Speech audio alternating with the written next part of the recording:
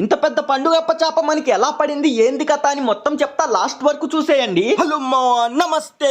ఏందందరు కులాసాయనా? మనమైతే 8 గంటలకి చేపలు పట్టడానికి వచ్చేసాం. ఈ రోజు మామూలు రోజు కాదు, అమావాస్య. అంటే ఫుల్ గా చేపలు పడతాయంట, నాకు కూడా తెలీదు. ఇంకా మనమైతే చేపలు పట్టబోయేది ఈ బొమ్మతోనే. ఇంకా ఇదైతే నీళ్ళల్లో ఇట్లా తిప్పుకుంటే వెళ్ళిద్ది. ఇంకా దీన్ని పెట్టి వేస్తే మనకైతే ఒక జీటీ పడింది. ఇదైతే ఉరామారిగా 300-400 గ్రాములు అయితే ఉంటది. ఇంకా పెద్ద చేపలు పడుతున్నాయి కదా అని చిన్న చేపలను వదిలేసుకుంటామా ఏంటి?